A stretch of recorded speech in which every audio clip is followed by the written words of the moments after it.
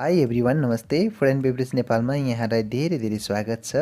म फेरि पनि उपस्थित भइसकेको छु एउटा नयाँ भिडियो लिएर। आज मैले यहाँहरूमाझ बफ सुकुटी सान्ने विधिलाई लिएर आएको छु। तपाईँ हामीले घरमै कसरी सजिलैसँग बफ सुकुटी साँधेर बनाउने भन्ने कुरा यहाँहरूलाई भिडियो मार्फत सिकाउन गइरहेको छु। भिडियोलाई अन्तिमसम्म हेरेर साथ दिनुहोला। यदि हजुरहरू मेरो च्यानलमा नयाँ हुनुहुन्छ भने प्लिज मेरो च्यानललाई सब्सक्राइब गरिदिनु होला र नयाँ नयाँ भिडियोको नोटिफिकेसन पाउनको लागि सँगै रहेको बेललाई पनि बजाइदिनु होला।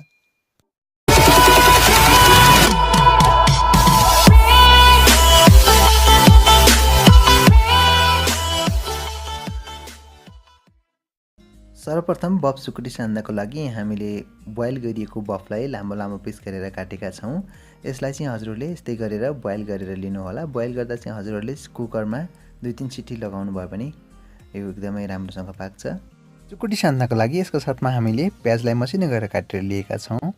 त्यस्तै गरेर हामीले यहाँ टमाटरलाई पनि त्यस्तै गरी काटेर लिएका छौँ र यहाँ हामीले 2 पिस खोर्सानीलाई लामो लामो पिस गरेर काटेका छौँ। त्यस्तै यहाँ हामीले एकदमै मसिनो गरी काटिएको अदुवा अनि लसुनलाई लिएका छौँ। हजुरहरूले देख्न सक्नुहुन्छ यहाँ हामीले अदुवा र लसुनलाई एकदमै मसिनो गरेर काटेका छौँ र हजुरहरूले पनि यस्तै मसिनो हुने गरी काट्नु होला। हजुरहरूले कुनै साँधेको आइटम बनाउँदै हुनुहुन्छ भने चाहिँ अदुवा र लसुन चाहिँ राख्नु होला, यसले चाहिँ एकदमै राम्रो टेस्ट दिन्छ। त्यसै गरी हामीले थोरै चप गरेको हरियो धनिया लिएका छौँ र साथमा हामीले थोरै जिराको धुलो पनि लिएका छौँ र यो चाहिँ चाट मसला। यो चाट मसला पनि साँधेको आइटमको लागि एकदमै राम्रो मानिन्छ। त्यसै गरी यहाँ हामीले साथमा थोरै कागतीको रसलाई लिएका छौँ। त्यस्तै यहाँ हामीले थोरै भुटेको तोरीको तेल पनि लिएका छौँ र हजुरहरूले पनि साँधेको आइटम बनाउँदा चाहिँ भुटेको तोरीको तेल यदि लिनुभयो भने एकदमै राम्रो टेस्ट दिन्छ। त्यसै गरी यहाँ हामीले थोरै नुन लिएका छौँ र नुन चाहिँ हजुरहरूले आफ्नो टेस्ट अनुसार लिनु होला र यहाँ हामीले थोरै हट सस पनि लिएका छौँ र हट सस बनाउने तरिका चाहिँ मैले मेरो भिडियो मार्फत राखिसकेको छु, हजुरहरूले त्यहाँ गएर पनि हेर्न सक्नुहुन्छ। आज चाहिँ म यहाँलाई भारमा सुकाएको सुकुटी नभइकन तेलमा तारेर पनि सुकुटी बनाउन सकिन्छ भन्ने कुरालाई सिकाउन गइरहेको छु। यहाँ हामीले हिट अन गरेर एउटा साधारण भाँडो बसालेका छौँ र यसमा हामी तेल राख्छौँ र यो तेल चाहिँ हिट भइसकेको छ र हिट भइसकेपछि हामी यो मासुलाई यसमा राखिदिन्छौँ र हजुरहरूले पनि तेललाई चाहिँ अलिकति हल्का हिट भइसकेपछि मात्रै मासुलाई राख्नु होला र यसलाई चलाउँदै हजुरहरूले नर्मल हिटमा फ्राई गर्नु होला र हजुरहरूलाई कतिको स्ट्रङ मनपर्छ अथवा सफ्ट मनपर्छ हजुरहरूले त्यो अनुसार पनि फ्राई गर्न सक्नुहुन्छ। र यहाँ हजुरहरू देख्न सक्नुहुन्छ यो चाहिँ हल्का फ्राई भइसकेको छ र यो हल्का स्ट्रङ पनि भइसकेको छ र हामी चाहिँ यसलाई हल्का अझ स्ट्रङ गराउँछौँ र यसलाई चाहिँ हामीले लगभग हामीलाई मनपर्ने जति चाहिँ हामीले स्ट्रङ गर्ने गरी यसलाई फ्राई गरिसकेका छौँ र यसलाई चाहिँ अब हामी निकालिदिन्छौँ। अब यो चाहिँ एकदमै भारमा सुकाएको सुकुटी जस्तै साह्रो भइसकेको छ र मैले हजुरहरूलाई अघि पनि भनिसकेको छु, हजुरहरूलाई स्ट्रङ मनपर्ने भए स्ट्रङ गराउनुहोस् अथवा सफ्ट मनपर्छ भने यसलाई सफ्टै पनि बनाउन सक्नुहुन्छ, किनभने हामीले बोइल गरेर गरेको भएकाले यसलाई चाहिँ पाक्दैन कि भन्ने डर चाहिँ हजुरहरूले मान्नु पर्दैन। तेलबाट तारेर निकालिसकेपछि हामीले एउटा बल लिएका छौँ र यसमा राख्छौँ र अब हामी यसमा अघि हामीले काटेर तयार गरिएको प्याजलाई राख्छौँ। त्यसै गरी काटेर तयार गरेको हरियो खोर्सानीलाई पनि राख्छौँ र हरियो खोर्सानी राख्दा चाहिँ हजुरहरूलाई पिरो कतिको मनपर्छ त्यो अनुसार राख्नु होला। त्यसै गरी हामी टमाटरलाई पनि यसमा राख्छौँ।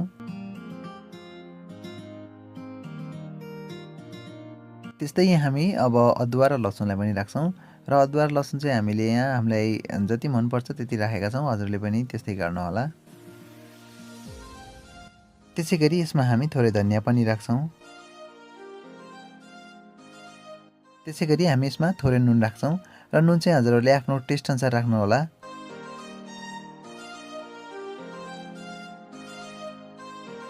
यसमा हामी थोरै जिराको धुलो राख्छौँ र जिराको धुलो चाहिँ हजुरहरूले पनि कमै राख्नुभयो भने हुन्छ। त्यसै गरी यसमा हामी थोरै चाट मसला पनि राख्छौँ र चाट मसला चाहिँ साँधेको आइटम बनाउँदा हजुरहरूले राख्नै पर्ने हुन्छ। त्यसै गरी यसमा हामी थोरै हट सस राख्न गइरहेका छौँ र हट सस चाहिँ हामीले एकदमै स्पाइसी देखियोस् अनि अलिकति रसिलो पनि होस् भन्नको लागि युज गर्छौँ र हजुरहरूसँग चाहिँ हट सस नभए पनि यसलाई हरियो खोर्सानीले पनि हजुरहरूले काम चलाउन सक्नुहुन्छ। त्यसै गरी हामी थोरै कागतीको रस राख्छौँ र कागतीको रस चाहिँ हजुरहरूलाई कतिको अमिलो मनपर्छ त्यो अनुसार राख्नु होला। त्यसै गरी अब हामी यसमा थोरै भुटेको तोरीको तेल राख्छौँ र तेल चाहिँ हजुरहरूलाई चिल्लो कतिको मनपर्छ त्यो अनुसार पनि राख्न सक्नुहुन्छ। र यति सबै कुरा राखिसकेपछि अब हामी यसलाई एकदमै राम्रोसँग मोल्छौँ र मोल्दाखेरि चाहिँ हजुरहरूले पनि एकदमै राम्रोसँग मोल्नु होला। यो चाहिँ जति माडी माडी मोल्यो त्यति नै धेरै सबैतिर मसला लाग्ने र एकदमै टेस्टी हुने हुन्छ।